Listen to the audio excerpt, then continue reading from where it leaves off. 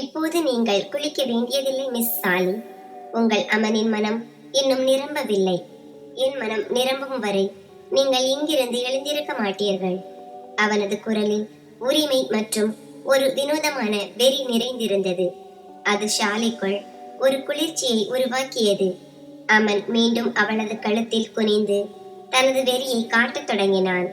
அவனது உதடுகளின் சூடும் மூச்சின் வேகமும் தான் முழுமையாக சிக்கிக் கொண்டதை ஷாலிக்கு நினைவூட்டியது. தயவு செய்து நீங்கள் ஏன் உங்களை கட்டுப்படுத்திக் கொள்ளவில்லை? எனது மரியாதையையாவது கொஞ்சம் மிச்சப்படுத்துங்கள். விடைபெறுதல் இன்றி நீங்கள் இரவு முழுவதும் என்னிடமிருந்து உங்கள் உரிமையை பெற்றீர்கள்.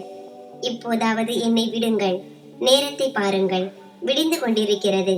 யாராவது கதவை தட்டினால் குடும்ப உறுப்பினர்கள் அனைவருக்கும் முன்னால் நான் என்ன பதில் சொல்வேன்? ஷாலியின் கண்களில் இருந்து கண்ணீர் வழிந்தது. அவளது குரல் நடுங்கியது. அமன் அவளது இந்த கூற்றை முழுவதுமாக அலட்சியம் செய்தான். அவன் மெதுவாக ஷாலியின் தாடையை மேலே தூக்கினான். அவளது ஈரமான கண்களை பார்த்தான். இதில் உன் அழகின் மீதும் தவறு இருக்கிறது. அதை பார்த்தால் நான் பைத்தியமாகி விடுகிறேன் என்று அவன் அலட்சியமாக சொன்னான். உன் முகத்தில் உள்ள இந்த அப்பாவித்தனம் மற்றும் கண்களில் உள்ள இந்த பயந்த பாவனை, இது என்னை தூண்டுகிறது. நான் உன் அப்பாவிடம் தெளிவாக சொன்னேன், அமைதியாக விடைபெறுதலை முடித்துக் கொள்ளுங்கள் என்று. ஆனால் உன் அப்பாவுக்கு அமைதி பிடிக்கவில்லை போலிருக்கிறது. அவர் ஆடம்பரத்தை விரும்பினார் போலும். அவர் என்னை, இந்த அமனை மறுத்தார்.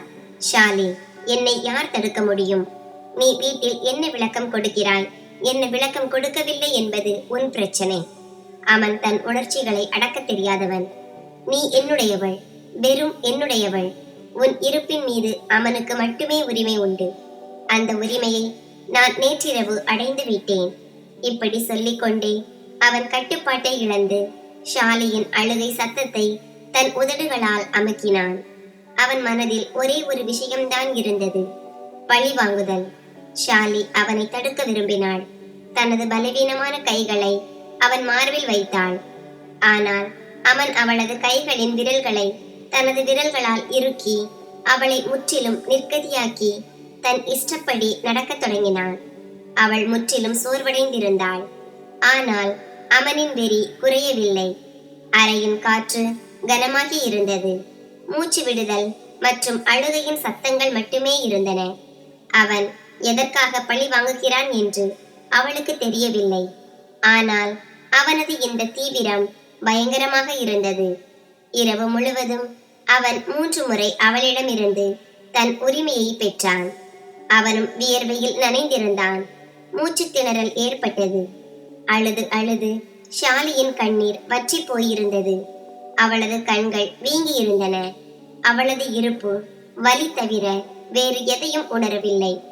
இப்போது ஜன்னல் திரைகளை பிரித்து பகலின் லேசான வெளிச்சம் அறைக்குள் எட்டி பார்க்க தொடங்கியது. அறையில் கொஞ்சம் வெளிச்சம் வந்த பிறகு அமன் அந்த மென்மையான பெண்ணை விடுவித்தான்.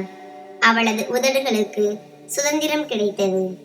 அவள் ஆழமாக சுவாசிக்க தொடங்கினாள். அமன் வேகமாக படுக்கையிலிருந்து எழுந்தான். அவள் மீது போர்வையை போட்டான். தனது சட்டை பட்டன்களை பூட்டி அமைதியாக ஜன்னல் வழியாக வெளியே பார்க்க தொடங்கினான். ஷாலி கதறி அழுதாள். அவளது குரல் அறையின் சுவர்களில் மோதி எதிரொலித்தது. இப்போது தனக்கு உடல் வலியை விட மனவலியே அதிகமாக இருக்கும் என்று அவளுக்கு தெரியும். அவள் பல கேள்விகளை எதிர்கொள்ள வேண்டியிருக்கும். அதற்கு அவளிடம் எந்த விளக்கமும் இல்லை. இந்த திருமணம் கட்டாயமாக நடந்திருந்தாலும் அவள் இப்போது அமனின் மனைவி. விடிந்து விட்டது. தப்பிப்பதற்கான வழியே இல்லை. படுக்கையில் விரிந்திருந்த போர்வையை பார்த்து பூமி பிளந்து தான் அதில் புதைந்து போக வேண்டும் என்று அவள் விரும்பினாள். அந்த போர்வை அவளின் அழிவின் கதையை சொல்லிக் கொண்டிருந்தது. அந்த கல் நெஞ்சக்காரன் அவளிடமிருந்து அனைத்தையும் பறித்து விட்டான். அமனை முதல் முறையாக சந்தித்த நாள் அவளுக்கு நினைவுக்கு வந்தது. அதற்காக இப்போது அவளால் கண்ணீர் மட்டுமே விட முடியும். அவள் தன் தோழியின் திருமண நாள் நிகழ்ச்சிக்கு சென்றிருந்தாள். அவளது தோழிகள் அனைவரும் அவரவர் கார்களில் வந்திருந்தனர். ஆனால் ஷாலியை அவளது தோழி அழைத்து வந்திருந்தாள். ஏனென்றால் அவளிடம் கார் இல்லை. அவள் ஒரு நடுத்தர குடும்பத்தை சேர்ந்தவள். அபியா மிகவும் வற்புறுத்தி அவளை அழைத்திருந்தாள். ஹாலுக்கு வெளியே நிறைய கார்கள் நிறுத்தப்பட்டிருந்தன. அமன் கார் அருகில் ஷாலி கடந்தபோது அமன் காரில் அமர்ந்தபடி யாருடனோ போனில் பேசிக் கொண்டிருந்தான். அவன் காரின் பாதி திறந்திருந்த கதவை மூடினான். அப்போது அருகில் சென்ற ஷாலியின் துப்பட்டா அவனது காரில் சிக்கியது. ஷாலி முன்னேறிய போது அவளது துப்பட்டா இழுபட்டது. யாரோ தன் துப்பட்டாவை பிடித்தது போல அவளுக்கு தோன்றியது. அவள் கோபத்துடன் திரும்பி பார்த்தபோது அவளது புதிய சுடிதாரின் அழகான துப்பட்டா காரில் சிக்கி இருந்தது. அவள் கோபத்துடன் திரும்பினாள். அமன் போனில் பேசுவதில் பிஸியாக இருந்தான். ஷாலி ஜன்னலை தட்டிய போது அமன் ஜன்னல் பக்கம் பார்த்தான். அந்த பெண் அழகாக இருந்தாள், ஆனால் மிகவும் கோபமாக தோன்றினாள். அமன் ஜன்னலின் கண்ணாடியை இறக்கினான். சொல்லுங்கள். அமன் போனை வைக்கவில்லை. இது என் ட்ரெஸ், முற்றிலும் புதியது. இதை நான் முழு 10,000 ரூபாய்க்கு வாங்கினேன் என்று உங்களுக்கு தெரியுமா? அமனுக்கு அந்த பெண் சொன்னது புரியவில்லை. அவன், அப்போ நான் என்ன செய்யணும் என்றான். அவனது அலட்சியமான பாவனையை கண்டு ஷாலி கோபமடைந்தாள். அவள், உங்கள் இந்த குப்பை வண்டியின் கதவை திறங்கள், என் துப்பட்டா அதற்குள் இருக்கிறது என்றாள். இதை கேட்ட அமன் உடனே கதவை திறந்தான். ஆனால் ஷாலியின் துப்பட்டா கிழிந்திருந்தது. அவள் இப்போதே அழுது விடுவாள் போல இருந்தாள். ஷாலியின் முகம் கோபத்தால் சிவக்கத் தொடங்கியது. கிழிந்திருந்த தனது துப்பட்டாவின் அழகான விளிம்பை அவள் ஆச்சரியத்துடன் பார்த்தாள். உடனே அவள் கண்களில் ஈரம் நிறைந்தது. ஆனால் அவள் தன்னை சமாளித்துக் கொண்டாள். அதுவரை யாருடனோ போனில் பேசிக் கொண்டிருந்த அமன் அவளது நிலையை கண்டு சற்றே நிமிர்ந்து உட்கார்ந்தான்.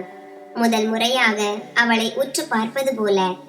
என்ன ஆச்சு என்று அமன் புருவங்களை உயர்த்தி கேட்டான். அவனுக்கு எந்த வித்தியாசமும் இல்லை என்பது போல. ஷாலி ஆழமாக சுவாசித்தாள். அவள் கண்களில் கோபமும் வருத்தமும் இருந்தது. என்ன ஆச்சு என்று கடுமையான குரலில் கேட்டாள். என் துப்பட்டா கிழிந்து விட்டது. உங்களுக்கு எந்த கவலையும் இல்லை. இவ்வளவு நிதானமாக என்ன ஆச்சு என்று கேட்கிறீர்கள்? அமன் அவளது துப்பட்டாவை பார்த்தான். அது உண்மையில் மிகவும் மோசமாக கிழிந்திருந்தது. பிறகு தோள்களை குலுக்கி அலட்சியமாக சொன்னான், அது துப்பட்டா தானே, புதியது வாங்கிக் கொள்ளுங்கள். மேலும் அது 10,000 ரூபாய் என்று நீங்கள் சொன்னீர்கள். அதனால் நீங்கள் மகிழ்ச்சி அடைய வேண்டும். ஏனென்றால் உங்கள் விருப்பப்படி ஒரு புதிய ட்ரெஸ் கிடைக்கும். ஷாலியின் வாய் ஆச்சரியத்தில் திறந்தது. ஆஹா, என்ன ஒரு தர்க்கம் என்று அவள் கிண்டலாக சொன்னாள். ஒருவருக்கு நஷ்டம் ஏற்பட்டால் பரவாயில்லை, புதியது வாங்கிக் கொள்ளுங்கள் என்கிறீர்கள்.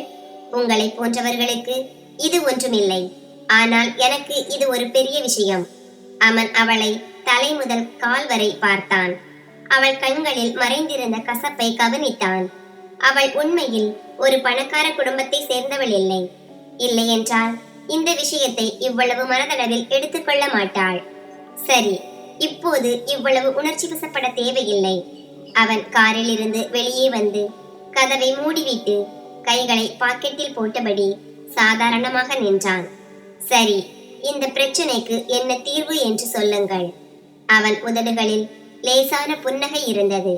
இந்த சண்டையை அவன் ரசிப்பது போல. ஷாலி ஆச்சரியத்துடன் அவனை பார்த்தாள். தீர்வா? எனக்கு உங்களிடமிருந்து எதுவும் வேண்டாம். அடுத்த முறை யாருக்கும் நஷ்டம் ஏற்படாமல் பார்த்து கொள்ளுங்கள். அவன் தலையை குனிந்தான், எதையோ சிந்திப்பது போல. பிறகு, சரி, ஒரு வழி இருக்கிறது. உங்களுக்கு மிகவும் வருத்தமாக இருந்தால் நான் உங்களுக்கு ஒரு புதிய துப்பட்டாவை வாங்கி கொடுக்கிறேன் என்றான். ஷாலி எரிச்சலுடன், வருத்தம் இல்லை, கோபம். உங்கள் பொருள் எனக்கு வேண்டாம் என்றாள். இது அநியாயம். உதவி செய்தாலும் நீங்கள் மறுக்கிறீர்கள் என்று அவன் கண்களை சுருக்கினான். நான் உங்களை கட்டாயப்படுத்துவேன் என்று நினைக்கிறீர்களா? இல்லை சகோதரி, நான் வற்புறுத்த மாட்டேன். ஆனால் ஒரு ஆலோசனை சொல்லவா? ஷாலி சொன்னாள். வேண்டாம், இருந்தாலும் சொல்வேன் என்று அவன் குறும்புத்தனமான பாணியில் சொன்னான். சில சமயங்களில் நஷ்டம் சகித்துக் கொள்ள கற்றுக்கொள்ளுங்கள். எல்லாவற்றுக்கும் இவ்வளவு தீவிரமாக எதிர்வினை ஆற்றுவது அவசியமில்லை. ஷாலி பற்களை கடித்தாள். நீங்கள் ஒருவரின் இழப்பிற்கு இரக்கம் காட்ட கற்றுக்கொள்ள வேண்டும். அவன் லேசாக புன்னகைத்தான். சரி, கற்றுக்கொள்கிறேன். ஆனால் இப்போதே உங்களை எப்படியாவது மகிழ்ச்சிப்படுத்த வேண்டியது அவசியம். ஒரு நிமிடம் இருங்கள். அவன் காரின் பின் இருக்கை பக்கம் சென்று எதையோ தேடத் தொடங்கினான். ஷாலி அவனை ஆச்சரியத்துடன் பார்த்தாள். இப்போது என்ன செய்ய போகிறீர்கள்? அவன் ஒரு கருப்பு நிற துப்பட்டாவை எடுத்தான். இதை என் சகோதரி சில நாட்களுக்கு முன் என்னிடம் கொடுத்து வைத்தாள். அதை ஏதேனும் ஒரு தேவைப்படுபவருக்கு கொடுக்க வேண்டும் என்றாள். எனக்கு தோன்றுகிறது இது உங்களுக்காகத்தான் இருந்தது போல. இதை எடுத்துக் கொள்ளுங்கள். அவன் துப்பட்டாவை ஷாலியின் பக்கம் நீட்டினான். ஷாலி முதலில் ஆச்சரியத்துடன் அவனை பார்த்தாள். பிறகு அந்த துப்பட்டாவை பார்த்தாள். பின்னர் வேண்டாம் என்று தலையை அசைத்தாள். எனக்கு உங்கள் அனுதாபம் வேண்டாம், நன்றி. அவன் தோள்களை குலுக்கினான். சரி, அப்படியானால் உங்கள் கிழிந்த துப்பட்டாவை எடுத்துக்கொண்டு கோபத்துடன் உள்ளே செல்லுங்கள். எப்படியும் உங்கள் தோழி உங்களுக்காக காத்திருப்பாள்.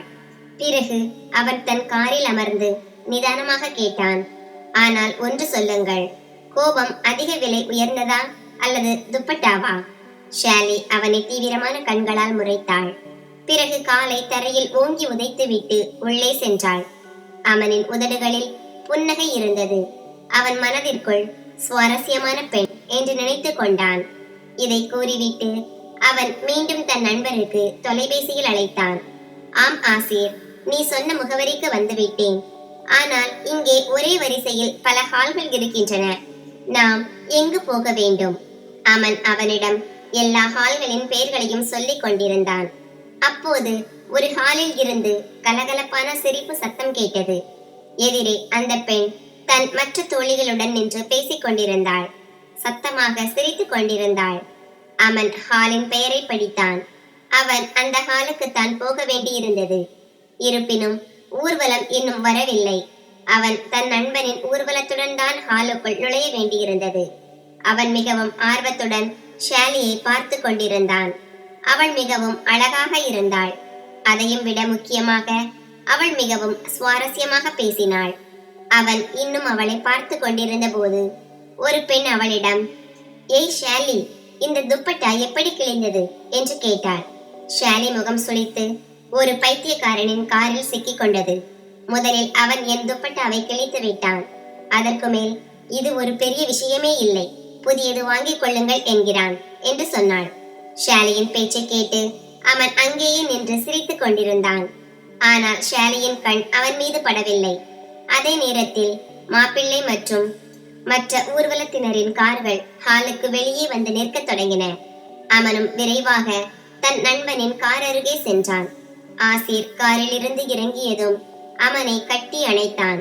பிறகு அவன் அவனையும் தன்னுடன் கூட்டிக் கொண்டு ஹாலுக்குள் நுழைந்தான். எதிரே ஷாலி பூ மாலைகளுடன் நின்று கொண்டிருந்தாள். ஊர்வலத்தில் வந்தவர்களின் கழுத்தில் மாலையிடுவதற்கு. ஆனால் அவள் பார்வை அவன் மீது பட்டபோது அவளது நெற்றியில் சுருக்கம் விழுந்தது. இதை பார்த்த அவன் அவள் அருகில் சென்று நின்று கேலியாக கேட்டான், மிஸ் ஷாலி, நானும் ஊர்வலத்துடன் தான் வந்திருக்கிறேன். நீங்கள் எனக்கு மாலை போட மாட்டீர்களா? பாருங்கள், நம் சண்டை ஒருபுறம் இருக்கட்டும், இந்த சடங்குகள் ஒருபுறம். ஷாலி அந்த ரோஜா பூ மாலையை அவன் பக்கம் நீட்டிவிட்டு கோபத்துடன் அங்கிருந்து உள்ளே சென்றாள். ஆனால் இப்போது அவனின் கண்கள் ஷாலியின் மீதே பதிந்திருந்தன. ஊர்வலம் ஹாலுக்குள் நுழைந்ததும் அவனின் கண்கள் தானாகவே ஷாலியை தேடின.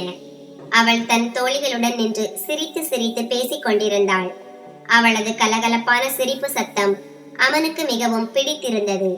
அவன் அறியாமலேயே அவளையும் அவளது அப்பாவித்தனத்தையும் பார்த்து கொண்டிருந்தான். ஆனால் ஷாலி தன் தோழிகளுடன் பிஸியாக இருந்தாள். உணவு உண்ட பிறகு பாலும் பழமும் கொடுக்கும் சடங்கு தொடங்கியது. அவனும் ஆசிருடன் அமர்ந்தான். சடங்கு தொடங்கியதும் அவன் மாப்பிள்ளையின் நெருங்கிய நண்பன் என்று ஷாலிக்கு தெரிய வந்தபோது அவளது புருவங்கள் மீண்டும் உயர்ந்தன. சரி, மாப்பிள்ளைக்கு பாலும் பழமும் கொடுக்கும் சடங்கை முடிக்க வேண்டும் என்று யாரோ மகிழ்ச்சியான குரலில் கூறினார்கள். ஷாலி அவனை பார்த்தாள். அவன் சிரித்தபடியே கைகூப்பி நின்று கொண்டிருந்தான். இந்த சடங்கு அதிக விலையாகிவிடக் கூடாதே என்று அவன் குறும்புத்தனமாக கேட்டான். இவ்வளவு பணக்காரராக இருக்கிறீர்கள், லட்ச ரூபாய் கார் ஓட்டுகிறீர்கள், ஒரு பாலும் பழத்துக்கு பணம் கொடுப்பதில் என்ன கஷ்டம் என்று ஷாலி குத்தலான பதில் கொடுத்தாள். அவன் உடனே பதில் சொல்லத் தொடங்கினான். உங்கள் கோரிக்கையை சொல்லுங்கள் மேடம்.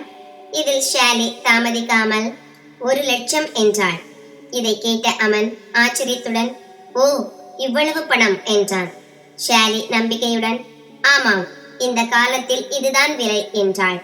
ஆசிர் குறுக்கிட்டு, இந்த தொகை அதிகம் என்றும் ஷாலி அதை குறைக்க வேண்டும் என்றும் கூறினான்.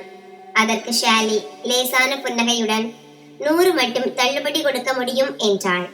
இதை கேட்ட அமன் சத்தமாக சிரிக்கத் தொடங்கி கேலியாக, எனக்கு தெரிந்தது உங்களுக்கு பொருட்களின் விலைதான் பிரியமாக இருக்கும் என்று. நீங்கள் என்னிடம் இந்த பாலும் பழமும் இருக்கும் கிண்ணத்துக்கும் சேர்த்து கணக்கையும் கேட்டு விடுவீர்களோ என்று நினைத்தேன். அவனது இந்த கூற்றுக்கு அங்கிருந்த அனைவரும் சத்தமாக சிரித்தனர். ஷாலி எரிச்சலுடன், பாலும் பழமும் கிண்ணத்தை நீட்டி, எடுத்துக்கொள்ளுங்கள், இதனால் நீங்கள் அதிகமாக யோசிக்க வேண்டியதில்லை என்றாள். அவள் மேலும் ஏதாவது சொல்வதற்கு முன் அமன் வேகமாக பால் கிளாஸை பிடித்து கொண்டான். அமன் கிளாஸை பிடித்தான். ஆனால் ஒரு கணம் தயங்கி குறும்புத்தனமான கண்களால் ஷாலியை பார்த்தான். அவன் கேட்டான், இது விஷம் கலந்த பால் இல்லையே. நீ நான் உயிருடன் இருக்க விரும்பவில்லை என்றுதான் நான் நினைக்கிறேன். நீங்கள் எவ்வளவு பயனற்ற விஷயங்களை பேசுகிறீர்கள். இந்த கிளாஸ் மாப்பிள்ளை அண்ணாவுக்கு உரியது என்று ஷாலி கண்களை சுழற்சி கொண்டே சொன்னாள். அமன் அடம் பிடித்து, நானே குடித்து பார்க்கிறேன், பிறகுதான் என் நண்பனுக்கு கொடுப்பேன் என்றான். இதை கூறிவிட்டு அமன் கிளாஸை தன் உதடுகளில் வைத்துக் கொண்டு மிக மெதுவாக பாலை குடிக்கத் தொடங்கினான். கிளாஸ் பாதியளவு காலியானதும் அவன் ஒரு தனி பாணியில் நின்று, இதோ இப்போது நீ குடி ஆசிர் என்றான். ஆசிர் பாலை குடித்ததும் அமன் ஷாலியிடம் விரைவாக சொன்னான், இப்போது இதன் பில் 100 குறைவு. ஷாலி உடனே அவள் ஏற்கனவே தயாரித்து வைத்திருந்தது போல முழு 1,00,000 என்றாள். அவன் கண்களை அகல விரித்து, இது அப்பட்டமாக மக்களை ஏமாற்றுவது போல உள்ளது என்றான். ஆம், இது எங்கள் சடங்கின் ஒரு பகுதி என்று ஷாலி அலட்சியமாக தோள்களை குலுக்கினாள். 1,00,000 ஆசிரே கொடுத்தான். அதை பெண்கள் அனைவரும் மகிழ்ச்சியுடன் பிரித்துக் கொள்ள தொடங்கினர். ஆனால் அப்போது அமன் தன் சட்டை பையில் கைவிட்டு சில நோட்டுகளை எடுத்து ஷாலியின் கையில் கொடுத்தான். இதோ உங்கள் துப்பட்டாவின் கணக்கு முடிந்தது. அவன் கண்ணடித்தான். ஷாலியின் முகம் வெட்கத்தால் மேலும் சிவந்தது. ஷாலி வருத்தத்துடன், நீங்கள் இவ்வளவு புத்திசாலியாக இருந்தால் உங்கள் காரின் கதவை மூடி வைக்க கற்றுக்கொள்ளுங்கள். அதனால் யாருடைய துப்பட்டாவும் அதில் சிக்காது என்றாள். இதற்கு அமன் புன்னகைத்து பதில் சொன்னான், நீங்கள் உங்கள் துப்பட்டாவை சமாளிக்க கற்றுக்கொண்டால் ஒருவேளை யாருடைய இதயமும் அதில் சிக்காமல் இருக்கலாம். இதை கேட்ட ஷாலி அவனை கோபமாக முறைத்தாள். ஆனால் அறியாமலேயே அவள் உதடுகளில் ஒரு புன்னகை வந்தது. இதன் பிறகு அவன் அங்கிருந்து சென்று விட்டான். பிறகு ஷாலி பணத்தை எண்ணிய போது அவள் ஆச்சரியப்பட்டாள். அது 5,000 ரூபாய்க்கும் அதிகமாக இருந்தது. அவள் அவன் பின்னால் ஓடினாள். ஆனால் அவன் ஹாலில் எங்கும் காணப்படவில்லை. ஷாலி தன் வீட்டிற்கு சென்றாள். ஆனால் சில நாட்களுக்கு பிறகு அவள் அபியாவின் வீட்டிற்கு வந்தாள். வேறு சில விஷயங்களை பேசிய பிறகு அவள் மெதுவாக அபியாவிடம் வந்து பணத்தை அவள் கையில் வைத்தாள். ஷாலி, ஆசிர் அண்ணாவிடம் சொல், அவர் தன் நண்பன் அமனிடம் இந்த பணத்தை திருப்பிக் கொடுக்க வேண்டும் என்றாள். அபியா ஆச்சரியத்துடன் அந்த பணத்தை பார்த்தாள். பிறகு ஷாலியிடம் அதை பற்றி விசாரிக்க தொடங்கினாள்.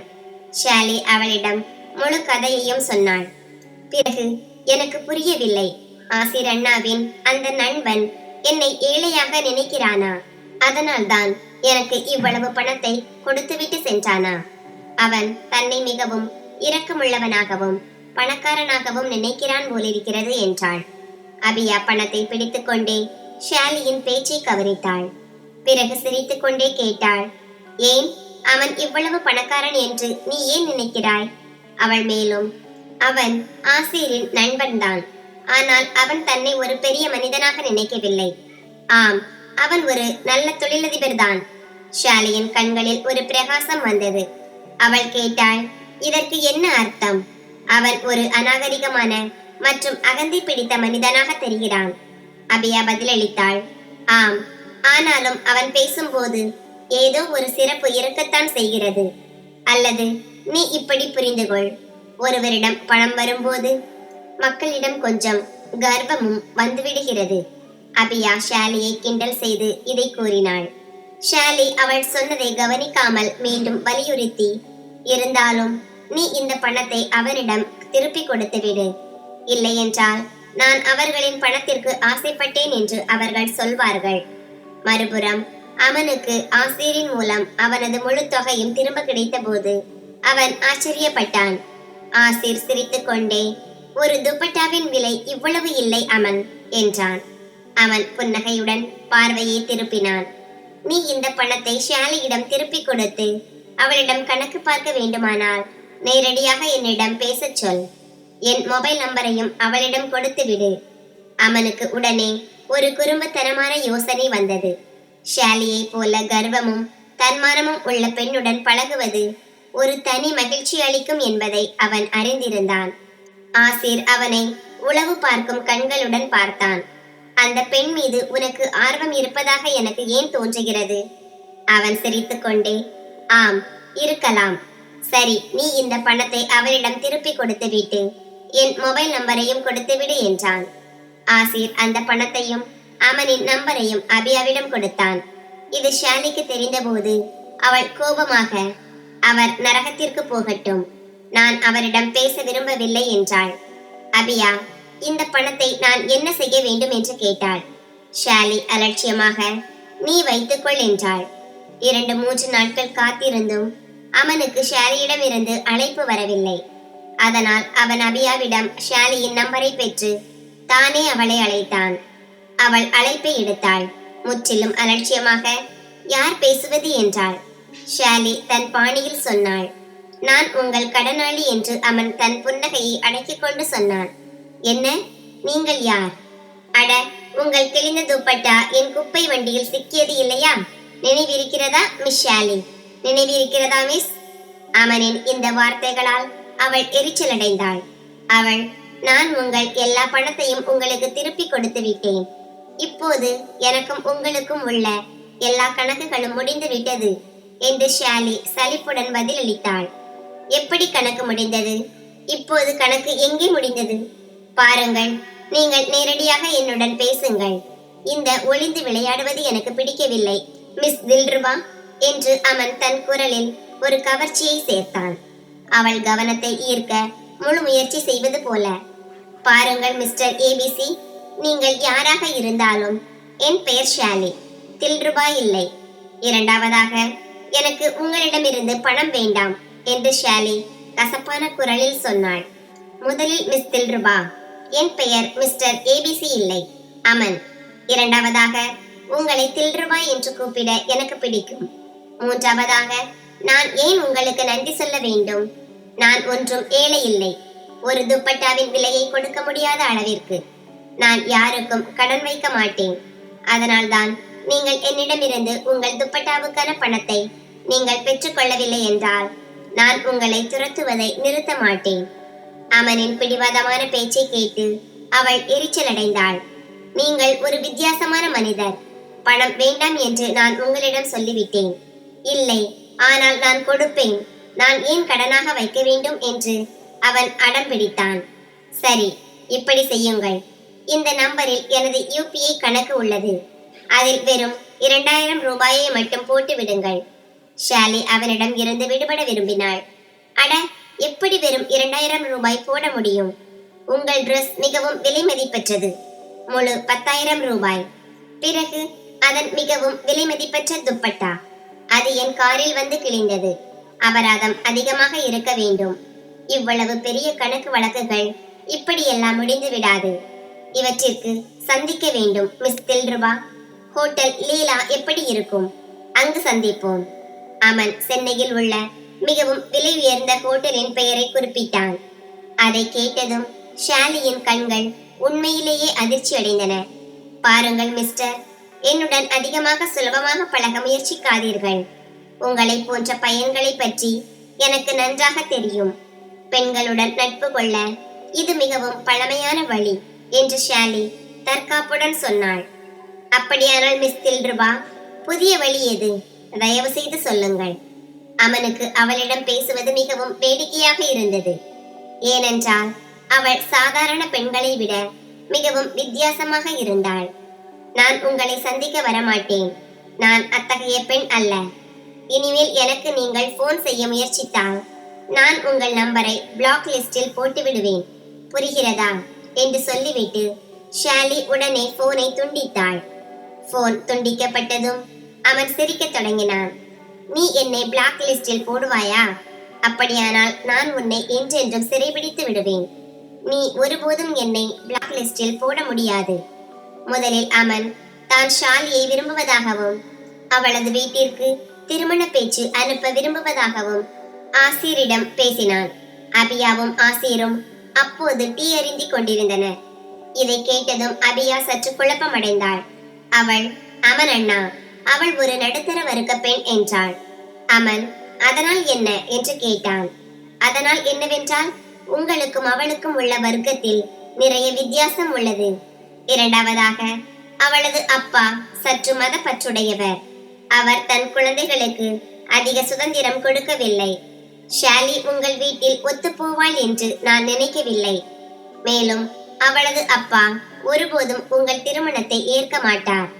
அமன் அபியாவை வினோதமான பார்வையில் பார்த்தான். எனக்கு புரியவில்லை. என் திருமணத்தை யார் மறுக்க முடியும்? சென்னையின் முதல் தர தொழிலதிபர்களில் என் பெயரும் வருகிறது. பார்க்கவும் நான் மிகவும் அழகாக இருக்கிறேன். நான் எந்த பெண்ணின் வீட்டிற்கு திருமண பேச்சு அனுப்புகிறேனோ அவள் தன்னை அதிர்ஷ்டசாலியாக நினைப்பாள். இந்த உங்கள் மிஸ் சாலி அப்படியான என்ன வினோதமான பெண்? நான் திருமண பேச்சு அனுப்பி அவள் மறுக்க. அவனுக்கு தன் மீது அதிக நம்பிக்கை இருந்தது. பாருங்கள், நான் உங்களை குறை கூறவில்லை.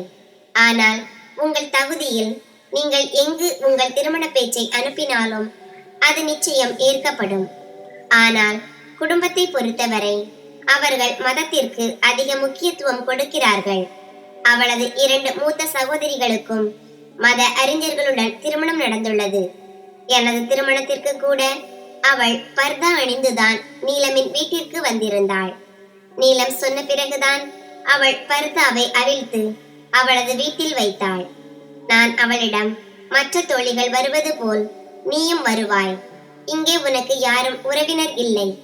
அதனால் தயவு செய்து என் திருமணத்தில் முக்காடு போடாதே என்று சொன்னேன். மிகவும் சிரமப்பட்டுதான் அவள் என் பேச்சை கேட்டாள். அதனால்தான் அவளது அப்பா ஷாலிக்கு சற்று மதப்பற்றுள்ள பையனையே விரும்புவார். அமன் காலியாக இருந்த கப்பை முன்னால் உள்ள மேஜையில் வைத்துவிட்டு ஆழமாக சுவாசித்தான். ஓ, அப்படியா சங்கதி? பரவாயில்லை, இதையும் செய்து விடலாம்.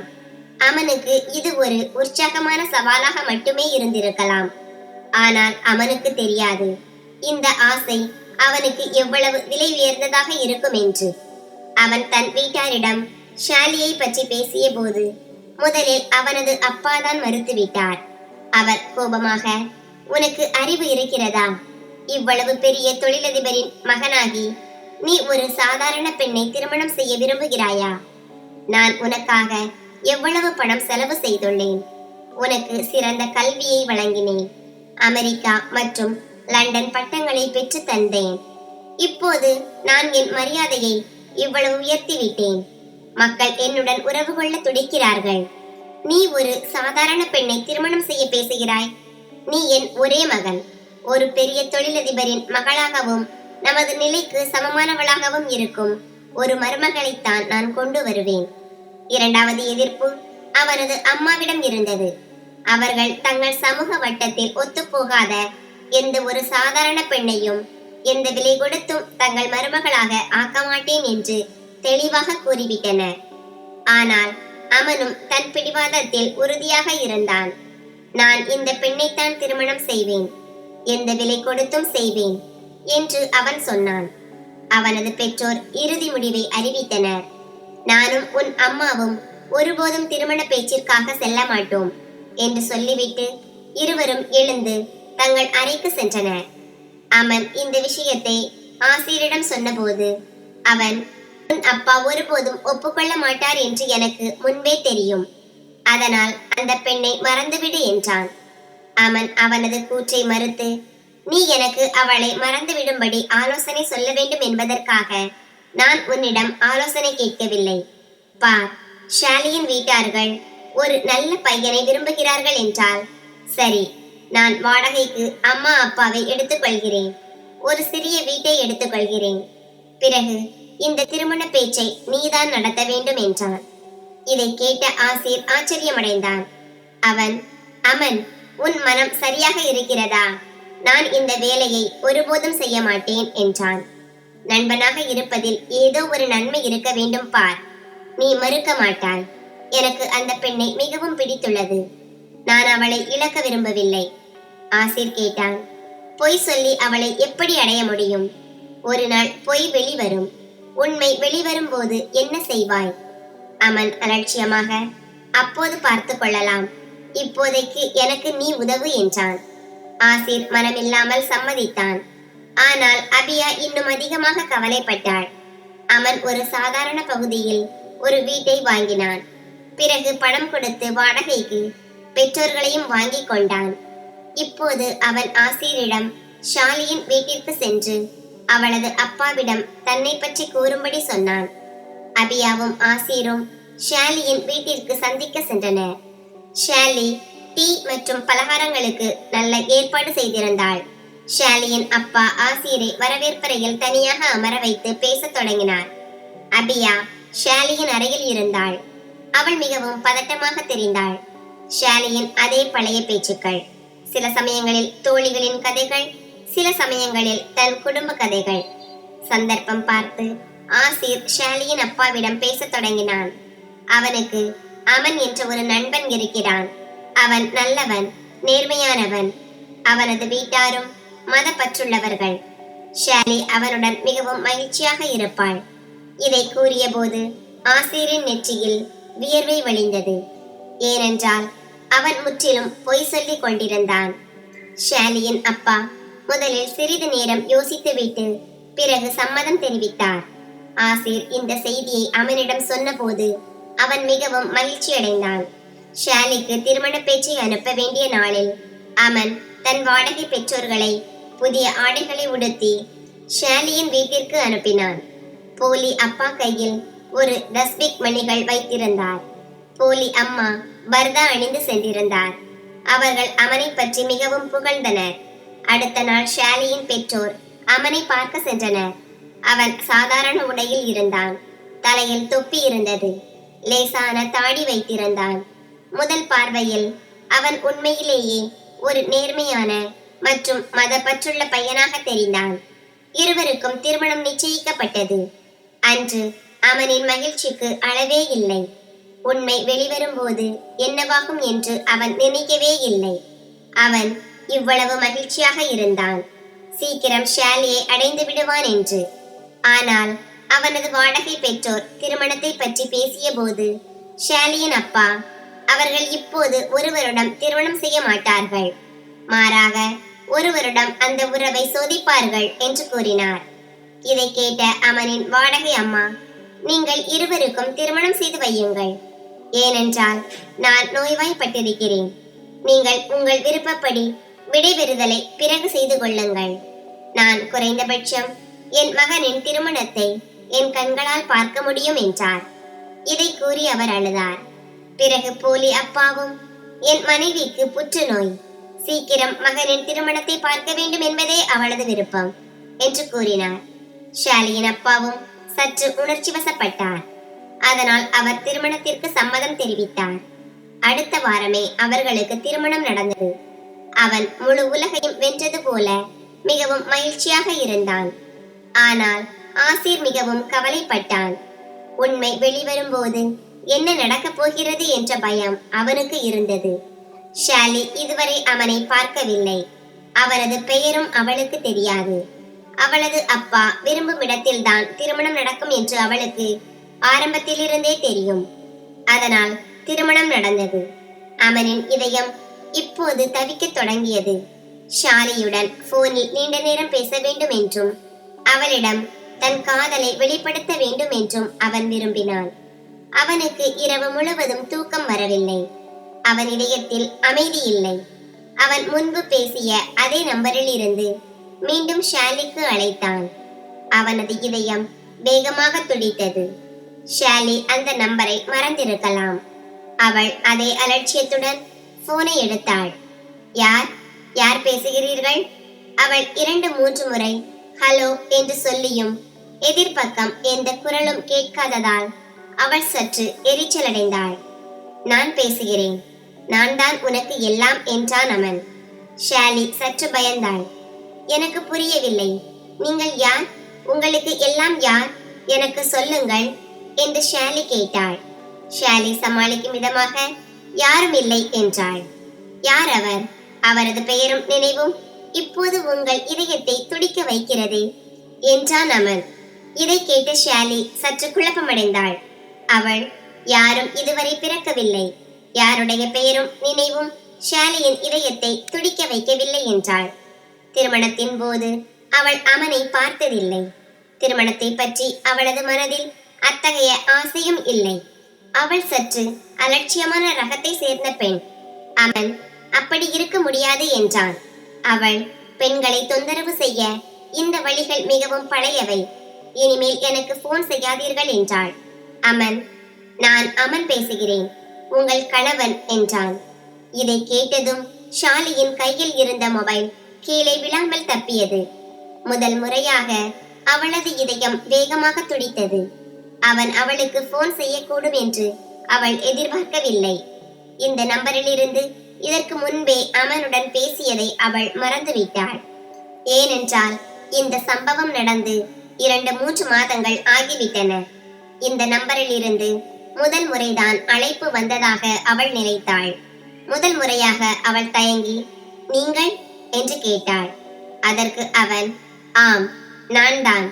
நான் உனக்கு போன் செய்தது உனக்கு வருத்தத்தை அளிக்கவில்லையே, சும்மா கொஞ்ச நேரம் பேச வேண்டும் என்று நினைத்தேன். என் கருத்துப்படி இப்போது நமக்கு இடையே ஒரு உறவு ஏற்பட்டிருக்கிறது. நீ என் மணப்பெண் மட்டுமல்ல, என் மனைவி. நமக்கு இடையே ஒரு வலுவான உறவு உள்ளது. அந்த உறவு நான் என் மனைவியின் குரலை கேட்கவும் அவளுடன் பேசவும் எனக்கு அனுமதி அளிக்கிறது. முதல் முறையாக ஷாலியின் கைகளில் வியர்த்தது. முதல் முறையாக அவள் ஏதோ வித்தியாசமாக உணர்ந்தாள்.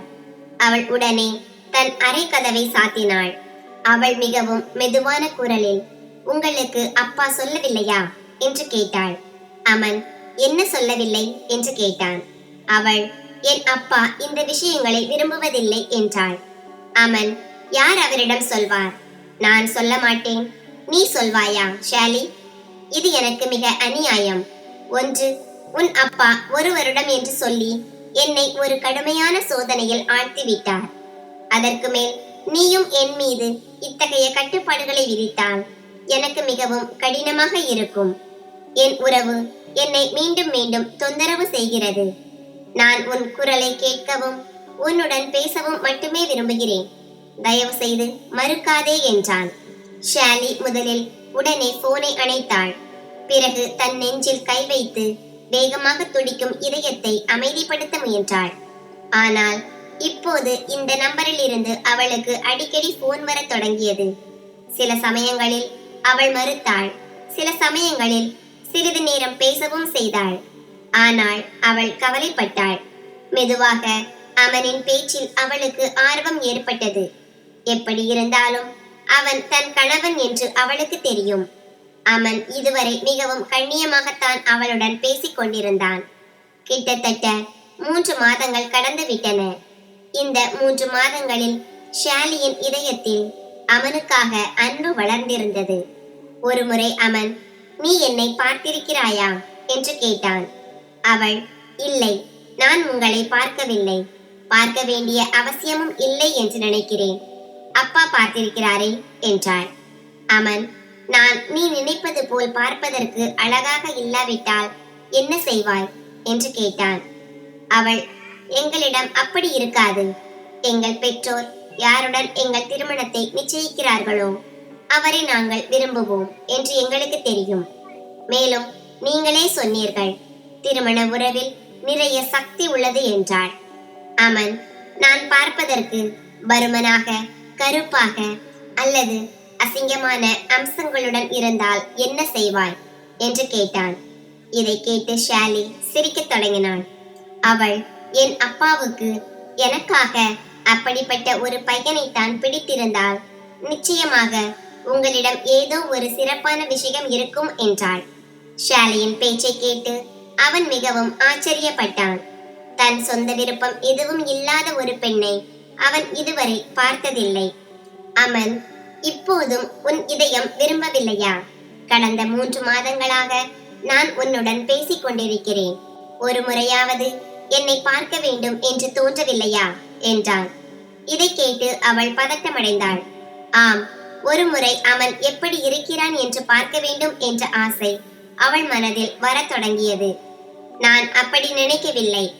ஆனால் நீங்கள் விரும்பினால் என் வாட்ஸ்அப் நம்பருக்கு படத்தை அனுப்பலாம் என்றாள். அவன் தனது சில படங்களை திருத்தி அனுப்பியிருந்தான். அதில் போலி தாடி இருந்தது. நிறம் சற்று மங்கலாக தெரிந்தது. மேலும் அவன் தன் முக அம்சங்களையும் சற்றே மாற்றியிருந்தான். இது முற்றிலும் வித்தியாசமாக தோற்றமளிக்கும் படம் ஷாலிக்கு கிடைத்தது. ஆனால் அவளுக்கு அது தவறாக தோன்றவில்லை. ஏனென்றால் அவன் மிகவும் மெதுவான குரலில் பேசினான். இந்த 3 மாதங்களில் அவன் எந்த ஒரு தேவையற்ற விஷயத்தையும் பேசியதில்லை. பிறகு அவன், நான் எப்படி இருக்கிறேன், தயவு செய்து சொல் ஷாலி என்று கேட்க விரும்பினான். ஷாலிக்கு வெட்கமாக இருந்தது. நீங்கள் எனக்கு பிடித்திருக்கிறீர்கள் என்று தன் வாயால் சொல்வதற்கு அவள் ஒரு இதய இமோஜியை மட்டும் அனுப்பி வைத்தாள். அவன் மிகவும் மகிழ்ச்சியாக இருந்தான். அதை சொல்ல வார்த்தைகள் இல்லை. அவன், மிக்க நன்றி, நான் உனக்கு பிடிப்பேனா இல்லையா என்று மிகவும் கவலைப்பட்டேன் என்றான். 4 மாதங்கள் கடந்து விட்டன. அவன் ஷாலியின் அப்பாவை சந்திக்கும் போதெல்லாம் போலி தாடி வைத்துக் கொள்வான். தலையில் வெள்ளை தொப்பி அணிந்து கொள்வான். சல்வார் கமீஸ் அணிவான். கணுக்காலுக்கு மேல் சல்வார் வைத்துக் கொள்வான். கையில் தஸ்பிக் மணிகள் பிடித்துக் கொள்வான். இப்போது அவன் தொழுகை செய்து வந்தான். ஆனால் தவறாமல் அல்ல. ஆனால் மற்ற அனைத்தும் பொய்யை அடிப்படையாக கொண்டிருந்தன. உண்மை வெளிவரும்போது ஷாலிக்கு என்ன ஆகும் அல்லது அவளது அப்பா அவனுடன் எப்படி நடந்து கொள்வார் என்று அவன் ஒரு முறை கூட நினைக்கவில்லை. திருமணம் ஆகிவிட்டதால் இப்போது எந்த பிரச்சனையும் இருக்காது என்று அவன் நினைத்தான். இரண்டாவதாக, ஷாலி தன்னை நேசிக்கிறாள் என்று அவன் நம்பினான். அதனால் அவளது அப்பாவுக்கு சிறிது வருத்தம் இருந்தாலும் ஷாலி அவனுக்கு துணையாக இருப்பாள். ஆனால் ஷாலி தன் அப்பாவை எல்லோரையும் விட அதிகமாக நேசிக்கிறாள் என்பதை அவன் மறந்துவிட்டான். தன் அப்பாவிற்காக அவள் அமனுக்கு நேரடியாக பதிலை கொடுத்து விடுவாள். அமனுக்கு ஒரு மிக முக்கியமான சந்திப்பு இருந்தது. அந்த சந்திப்பில் கலந்து கொள்ள அவன் ஒரு மிக பெரிய உணவகத்திற்கு செல்ல வேண்டி இருந்தது. அவனது வேலை செய்யும் முறை எப்படி இருந்தது என்றால், அங்கு பெண்களும் பேண்ட் சூட் அணிந்து வருவார்கள். தயக்கமின்றி அவன் அவர்களுடன் பழக வேண்டி இருந்தது. இந்த முறையும் அவன் அதையே செய்தான். அங்கு வந்த பெண்களின் ஆடைகள் சற்று கவர்ச்சியாக இருந்தன. ஏனென்றால் அவர்கள் வெளிநாட்டு வாடிக்கையாளர்கள். அதனால் அவர்கள் ஷார்ட்ஸ் அல்லது ஸ்கர்ட்ஸ் அணிந்திருந்தனர். அவர்கள் அருகில் வந்தபோது அவன் எழுந்து நின்று அவர்களுடன் பேச வேண்டியிருந்தது. அந்த பெண்கள் தயக்கமின்றி அவனது கன்னத்தில் முத்தமும் கொடுத்தனர். அவர்களுக்கு இதெல்லாம் சாதாரண விஷயமாக இருந்தது. அவன் அவர்களை அமரச் சொன்னான். அவன் கூட்டத்தை நடத்தி கொண்டிருந்தான். ஆனால் ஏதோ ஒரு பார்வை தன் மீது பதிந்திருப்பது போல அவனுக்கு தோன்றியது. ஆனால் இந்த நேரத்தில் அந்த சந்திப்பு அவனுக்கு மிகவும் முக்கியமானதாக இருந்தது. அவனது அப்பாவும் அங்கேயே இருந்தார். ஒவ்வொரு முறையைப் போலவே இந்த சந்திப்பும் வெற்றி பெற்றது. ஆனால் சந்திப்பை முடித்த பிறகு அவன் திரும்பிய போது சற்று தூரத்தில் ஷாலியின் அப்பா கோபத்துடன் அவனை முறைத்துக் கொண்டிருப்பதை கண்டான்.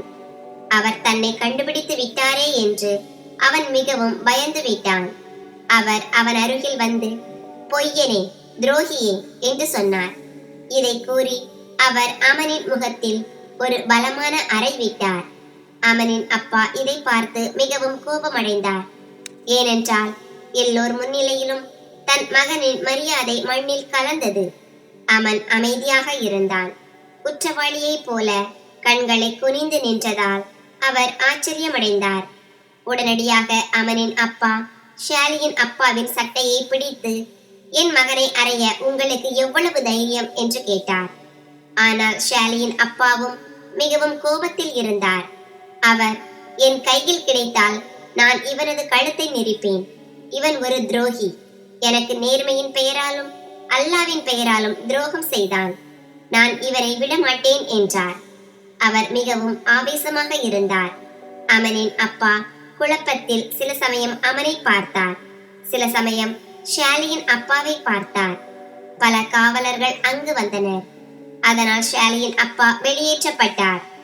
ஆனால் அவர், நான் உன்னை விடமாட்டேன், நீ எனக்கு ஒரு பெரிய துரோகம் செய்துவிட்டாய் என்று கத்திக் கொண்டிருந்தார். ஷாலியின் அப்பா வெளியேறியதும் அமனின் அப்பா, இவன் யார்? இவன் எல்லோர் முன்னிலையிலும் உன்னை இவ்வளவு அவமானப்படுத்தினான், உன்னை அறைந்தான். நீ ஒரு வார்த்தை கூட பேசவில்லை. இந்த ஆளுக்கு நீ என்ன துரோகம் செய்தாய் என்று கேட்டார். அமன், நான் இவரின் மகளை திருமணம் செய்து கொண்டேன் என்றான். அவரும் உங்களைப் போல பிடிவாதமாக இருந்தார். தன் மகளை ஒரு பணக்கார அப்பாவின் மகனுக்கு கொடுக்க மாட்டேன் என்றார். அதனால்தான் நான் நடிக்க வேண்டியிருந்தது. ஒரு சாதாரண பையனாக மாற வேண்டியிருந்தது. அதனால் அவர் தன் மகளின் உறவை கொடுக்க ஆட்சேபிக்க மாட்டார் என்றான். இதை கேட்டதும் அமனின் முகத்தில் அவனது அப்பாவை ஒரு இரண்டாவது அறையை விடுத்தார். அவர், ஒரு ஏழை நடுத்தர வர்க்க பெண்ணை திருமணம் செய்ய உனக்கு எவ்வளவு தைரியம்? நான் உன்னை வேண்டாம் என்று சொன்னேனே என்றார். அமன், எனக்கு பிடித்தவளைத்தான் நான் திருமணம் செய்ய வேண்டியிருந்தது. அதை நான் செய்துவிட்டேன். உங்களால் என்னை தடுக்க முடியாது. அவளது அப்பாவாலும் முடியாது. இப்போது உங்கள் விருப்பப்படி நீங்கள் செய்யலாம். அவரது விருப்பப்படி அவர் செய்யலாம். ஆனால் இன்னும் சில நாட்களில் நான் என் மனைவியை அழைத்து வந்து விடுவேன் என்றான். அவனும் மிகுந்த கோபத்தில் இருந்தான். அவன் அந்த உணவகத்தில் இருந்து வெளியே வந்து தன் காரில் அமர்ந்து நேராக வீட்டிற்கு வந்தான். மறுபுறம் ஷாலியின் அப்பா மிகவும் கோபத்துடன் வீட்டிற்குள் நுழைந்தார். நுழைந்த உடனேயே அமனை மிகவும் மோசமாக திட்டத் தொடங்கினார். முதல் முறையாக அவர் இவ்வளவு கோபத்தில் திட்டினார். அமனை திட்டுவதை கேட்டு ஷாலியின் காதுகள் நிமிர்ந்தன. அவளும் அறையிலிருந்து வெளியே வந்தாள். அவளது அம்மா கவலையுடன், உங்களுக்கு என்ன ஆச்சு என்று கேட்டாள். அவர், அந்த வெட்கமில்லாத மனிதன், அவன் துரோகத்தால் என் மகளுடன் திருமணம் செய்திருக்கிறான். அவன் எந்த ஒரு நேர்மையான மனிதனும் இல்லை. மாறாக ஒரு மிகப்பெரிய தொழிலதிபரின் மகன். நேர்மை அவர்களை தொட்டும் செல்லவில்லை. அவன் பெண்களை கட்டிப்பிடித்துக் கொண்டிருந்தான். அவர்களுடன் ஒழுக்கமில்லாமல் நடந்து கொண்டிருந்தான். இன்று இந்த காவலர்கள் குறுக்கே வராமல் இருந்திருந்தால் அந்த ஆள் என் கையால் இறந்திருப்பான். நான் ஒருபோதும் என் மகளை அந்த மோசக்காரனுடன் அனுப்பி வைக்க மாட்டேன். ஷாலி தன் அப்பாவை இவ்வளவு கோபத்தில் பார்த்ததில்லை. அவன் அவளுக்கு இவ்வளவு பெரிய துரோகம் செய்ய முடியும் என்று அவளால் நினைக்கவே முடியவில்லை. உண்மையிலேயே அவன் யார்? நல்லவனாக நடித்து அவளை திருமணம் செய்தவன் யார்? தினமும் அவளுக்கு போன் செய்து பேசினான். நல்லவனாக நடித்தான். ஆனால் அவன் வேறு யாரோ, ஒரு தொழிலதிபரின் மகன். எனக்கு அப்படிப்பட்ட ஒரு பையனை தெரியாது என்று அவள் நினைத்தாள். அவனை முதல் முறை சந்தித்தது அவள் மனதில் இருந்து முற்றிலும் அழிந்து விட்டது.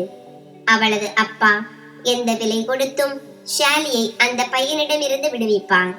அவளுக்கு விவாகரத்து பெற்று தருவார். அவள் ஒருபோதும் அந்த அமனுடன் அனுப்பி வைக்கப்பட மாட்டாள் என்று அவள் தன் அப்பாவின் வாயிலிருந்து கேட்டபோது அவளது இதயம் துடிக்க மறந்தது. இப்போது அவள் அவனை நேசிக்க தொடங்கிவிட்டாள். இப்போது எல்லா உண்மைகளும் வெளிவந்து விட்டன. ஏன் என்று தெரியவில்லை. ஆனால் முதல் முறையாக ஷாலியின் கண்களில் இருந்து கண்ணீர் வழியத் தொடங்கியது.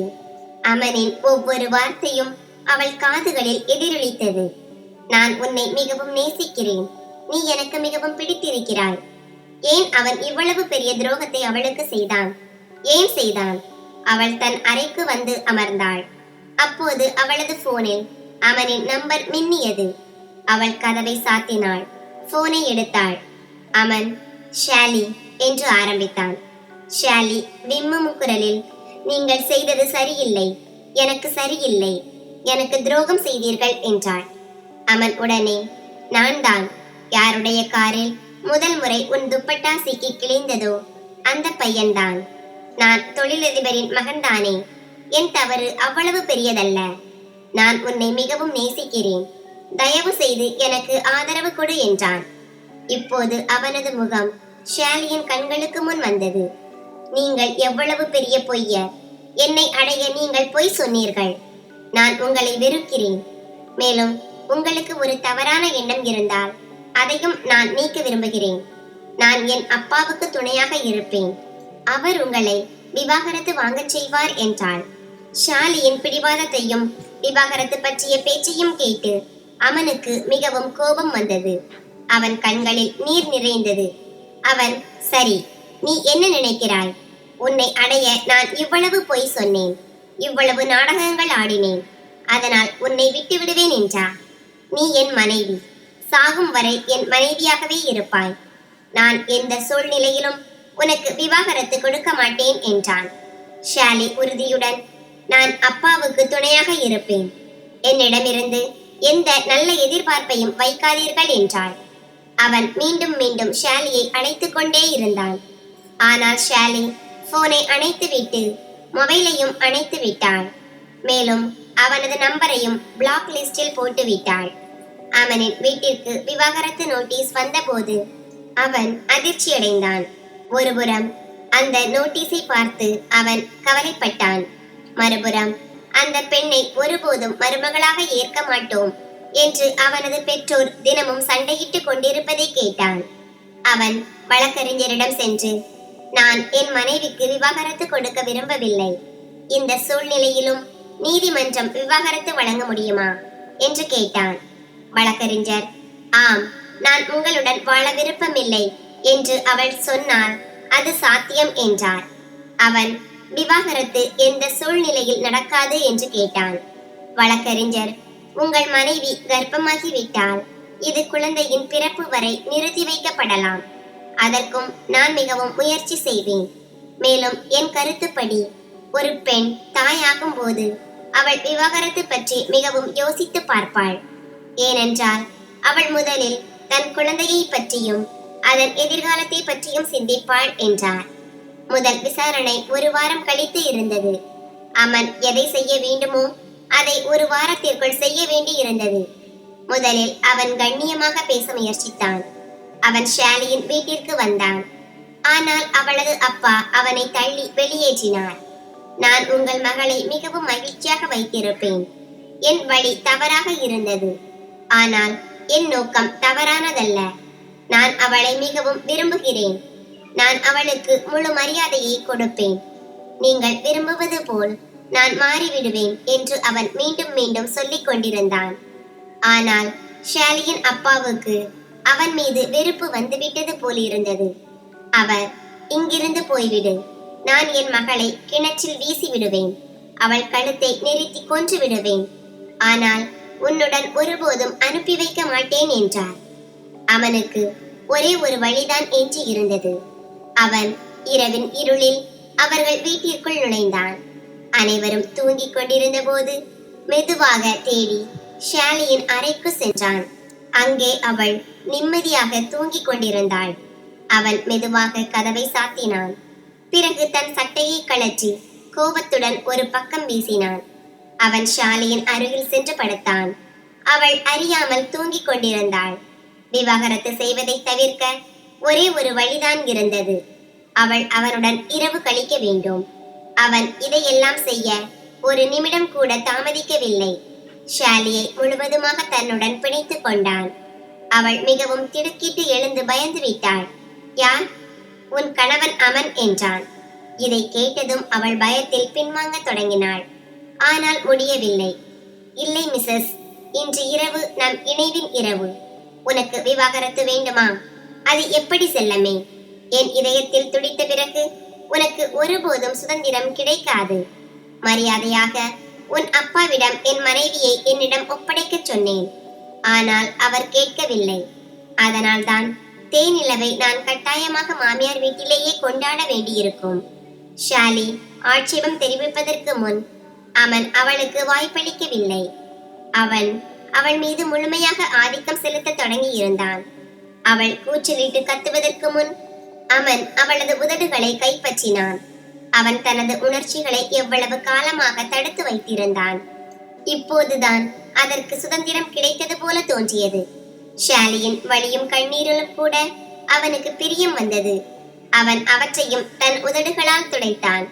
விவாகரத்தில் தாமதம் ஏற்பட இன்றிரவு ஷாலியின் இருப்பில் தனது அடையாளத்தை எந்த விலை கொடுத்தும் விட்டு செல்ல வேண்டியிருந்தது.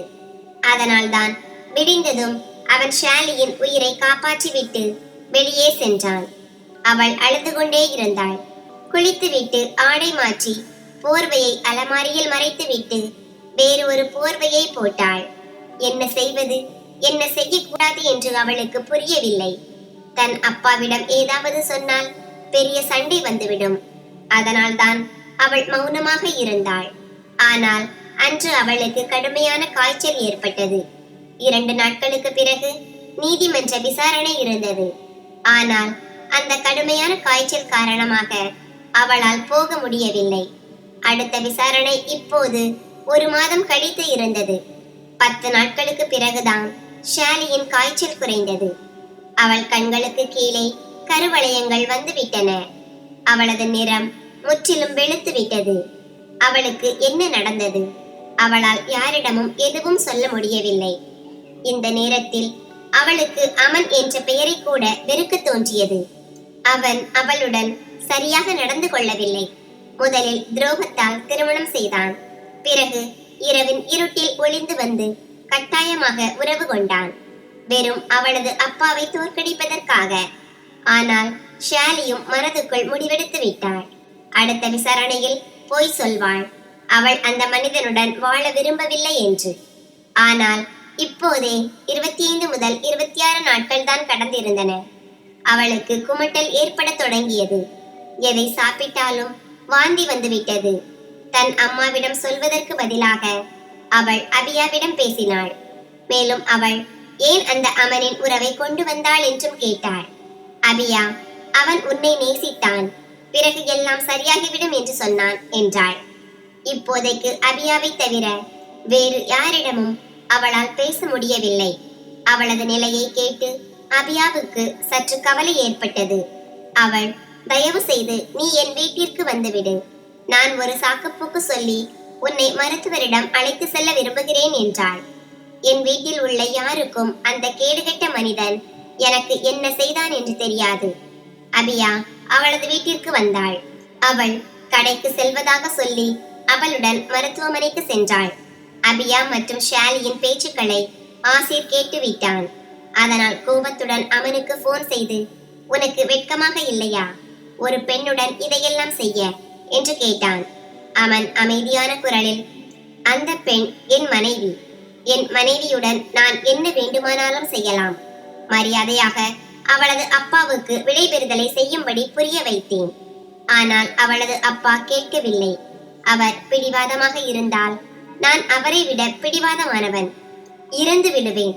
ஆனால் அவளுக்கு விவாகரத்து கொடுக்க மாட்டேன் என்றான். ஆசிர் கோபத்துடன் எல்லாவற்றையும் சொன்னான். அவள் எந்த நிலையில் இருக்கிறாள் என்று உனக்கு தெரியுமா? உன் செயலால் அவளுக்கு வாந்தி வருகிறது. அவளால் தன் வீட்டில் யாரிடமும் எதுவும் சொல்ல முடியவில்லை. அபியா அவளை மருத்துவரிடம் அழைத்து சென்றிருக்கிறாள். இப்படி ஏதாவது விஷயம் நடந்தால் எத்தனை பேர் அவளை குறை சொல்வார்கள் என்று உனக்கு தெரியுமா என்று கேட்டான். அமன், அவளுக்கு வாந்தி வருகிறதா என்று கேட்டான். இதை கேட்ட அமன் நிம்மதி பெருமூச்சு விட்டான். பிறகு அவன் சிரிக்கத் தொடங்கினான். அதாவது, நான் அப்பாவாக போகிறேன். மிகவும் அருமை. கடவுளுக்கு நன்றி. இது ஒன்றுதான் எனக்கு கவலையாக இருந்தது. அவள் எந்த மருத்துவமனைக்கு சென்றாள் என்று கேட்டான். ஆசிர், உனக்கு பைத்தியம் பிடித்து விட்டதா?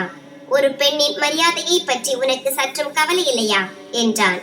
அமன், என் மனைவியை என் அருகில் கொண்டு வர வேறு வழி இல்லை. என் மாமனார் வேறு வழியே வைக்கவில்லை. அவள் எந்த மருத்துவமனைக்கு சென்றாள் என்று சொல் என்றான். ஆசிர், நான் சொல்ல மாட்டேன் என்றான்.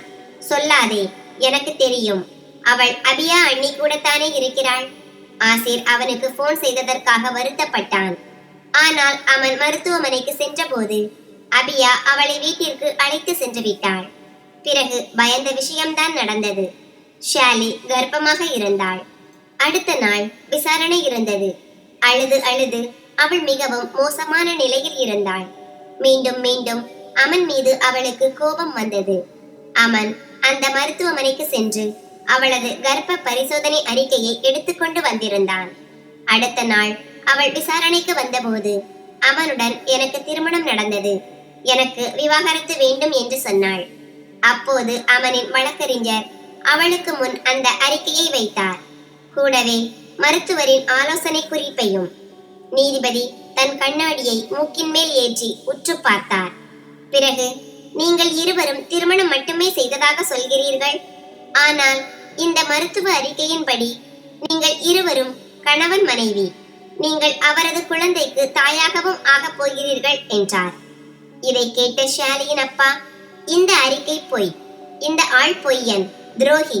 துரோகத்தால் என் மகளை திருமணம் செய்தான், இப்போதும் பொய் சொல்கிறான். என் மகளுக்கு இவனை தெரியவே தெரியாது என்றார். அதே நேரத்தில் அவளது இரத்த மாதிரி எடுக்கப்பட்டது. அதன் அறிக்கை வரும் வரை நீதிமன்றம் ஒத்திவைக்கப்படாது என்று கூறப்பட்டது. 2 முதல் 3 மணி நேரத்திற்கு பிறகு அறிக்கை வந்தது. அதுவும் அதேதான். அவன் உண்மையாளர் என்று நிரூபணமானது. அவள் அப்பா ஆச்சரியத்துடன் சில சமயம் ஷாலியை பார்த்தார், சில சமயம் அமனை பார்த்தார். அவர் ஷாலியிடம் இதெல்லாம் என்ன என்று கேட்டார். ஷாலி தைரியத்தை சேகரித்து, இந்த ஆள் கட்டாயமாக இதையெல்லாம் என்னுடன் செய்தான் என்று சொன்னாள். அமன் கெஞ்சும் தொனியில், இவள் என் குழந்தைக்கு தாயாக போகிறாள். நான் என் மனைவியை இந்த நிலையில் விட விரும்பவில்லை. கடவுள் மீது சத்தியமாக எனக்கு ஒரு வாய்ப்பு கொடுங்கள். நான் உங்கள் மகளை மிகவும் மகிழ்ச்சியாக வைத்திருப்பேன். இல்லை என்றால் என் குழந்தை பிறந்தவுடன் நான் இவளிடமிருந்து என் குழந்தையை எடுத்துக்கொள்வேன் என்றார். இதை கேட்ட ஷாலி வெறுப்பு நிறைந்த கண்களால் அவரை பார்த்தாள். அவளது அப்பா, முதலில் இவன் இந்த நிறைந்த நீதிமன்றத்தில் என்னிடம் மன்னிப்பு கேட்க வேண்டும். பிறகுதான் என் மகளின் கையை இவன் கையில் கொடுப்பேன் என்றார். ஆனால் ஷாலி உறுதியாக மறுத்து, ஆனால் நான் இந்த ஆளுடன் போக விரும்பவில்லை என்றாள். ஷாலி, நான் இவனது குழந்தையை இவனிடம் திருப்பி கொடுக்க மாட்டேன் என்றாள். ஆனால் அவளது அப்பாவுக்கு தெரியும், தன் மகளின் பேச்சை யாரும் கேட்க மாட்டார்கள் என்று. அவன் ஒரு பெரிய தந்திரம் செய்திருந்தான். ஷாலியின் அப்பாவிடம் நிறைந்த நீதிமன்றத்தின் முன் முழங்காலிட்டு கைகளை கூப்பி அவன் மன்னிப்பு கேட்டான். பிறகு ஷாலியின் கையை பிடித்து வெளியே அழைத்து சென்றான். அவள் தன் கையை விடுவித்துக் கொண்டிருந்தாள். நான் உங்களுடன் வாழ விரும்பவில்லை, என் கையை விடுங்கள் என்று அவள் மீண்டும் மீண்டும் அவனிடம் சொல்லிக் கொண்டிருந்தாள்.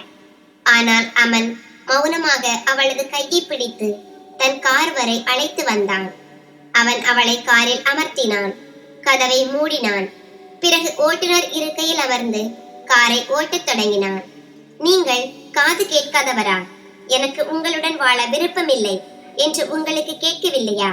நீங்கள் மனிதன் இல்லை, மிருகம். நான் உங்களை வெறுக்கிறேன் என்று அவள் அழுது கொண்டே சொன்னாள். அவன் அவளுக்கு எந்த பதிலும் சொல்லவில்லை. கார் பங்களாவுக்குள் நுழைந்து அவன் ஷாலியின் கையை பிடித்து வீட்டிற்குள் அழைத்து வந்தபோது அவனது அம்மாவும் அப்பாவும் கோபத்தில் அமர்ந்திருந்தனர். அவர்கள், இந்த பெண் இந்த வீட்டின் மருமகளாக இருக்க மாட்டாள் என்றனர். அவன் உறுதியுடன், இவள் இங்கே இல்லை என்றால் நானும் போய்விடுவேன். ஏனென்றால் இவள் என் குழந்தைக்கு தாயாக போகிறாள். என் குழந்தையை நான் அலைந்து தெரிய விட முடியாது. நீங்கள் உங்கள் மருமகளை ஏற்றுக்கொள்ள விரும்பவில்லை என்றால் மருமகளுடன் மகனும் போய்விடுவான் என்று புரிந்து கொள்ளுங்கள். எனக்கு எந்த வித்தியாசமும் இல்லை. அப்பா, நான் எந்த நிறுவனத்தில் வேண்டுமானாலும் வேலை செய்யலாம், பணம் சம்பாதிக்கலாம். ஆனால் உங்கள் நிறுவனம் மூழ்கிவிடும். முடிவை உங்கள் கையில் விடுகிறேன் என்று சொல்லிவிட்டு அவன் ஷாலியை தன் அறைக்கு அழைத்து சென்றான். கதவை சாத்தினான். அவளது கையை பிடித்து படுக்கையில் அமர வைத்தான். அவன், இப்போது சொல்லு, உன் பிரச்சனை என்ன? ஒரு கணவன் தன் மனைவியிடம் செய்யாதது என்னத்தை நான் வித்தியாசமாக செய்துவிட்டேன்? உன்னை நேசித்தேன். உன்னை பெற சிறிது பொய் சொன்னேன். சிறிது துரோகம் செய்தேன். ஆனால் என் காதல் உண்மையாயிருந்தது. நீ என்னை வெறுக்கிறாய் என்பதும் பொய். 4 மாதங்கள் நாம் பேசினோம். இந்த 4 மாதங்களில் காதலை நீயும் வெளிப்படுத்தி இருக்கிறாய். உன் அப்பா அடம்பிடிக்காமல் இருந்திருந்தால் இதெல்லாம் மிக நன்றாகவே நடந்திருக்க முடியும். என்னிடம் வேறு வழி இருக்கவில்லை ஷாலி. உன் அப்பாவும் உனக்கு விவாகரத்து வாங்க செய்ய விரும்பினார். அதற்காக நான் இருந்திருப்பேன் என்றான். இதை கேட்டதும் ஷாலியின் கை தானாகவே அவன் உதடுகளில் பட்டது. அவள் கண்களில் ஒரு விசித்திரமான தவிப்பு இருந்தது. ஆனால் அவள் தன்னை கட்டுப்படுத்தி கொண்டாள். தன் கையை அவன் உதடுகளில் இருந்து பின்வாங்கினாள். அமன், இப்போதும் நீ என்னை நேசிக்கவில்லை என்று சொல்வாயா? நீ நேசிக்கிறாய். நானும் உன்னை நேசிக்கிறேன். நீ தகுதியான எல்லா மரியாதையையும் உனக்கு கொடுப்பேன். உன் மனதிலிருந்து எல்லா வெறுப்பையும் வருத்தங்களையும் நீக்கிவிடு. நீ என்னை விரும்புகிறாய் என்பதை மட்டும் நினைவில் வைத்துக்கொள். மேலும் இப்போதைக்கு எப்படியும் நாம் அம்மா அப்பா ஆகப் போகிறோம். இப்போது நாம் நம் குழந்தையை பற்றி யோசிக்க வேண்டும் என்றான். இதை கூறி அவன் ஷாலியின் கையை பிடித்து தன் உதடுகளில் வைத்தான். ஷாலியும் எந்த ஆட்சேபமும் தெரிவிக்கவில்லை. அவளும் விவாகரத்து விரும்பவில்லை. ஆனால் தன் அப்பாவை மறுக்கவும் முடியவில்லை. அவனின் வழி தவறாக இருந்தது. ஆனால் நோக்கம் தவறானதல்ல.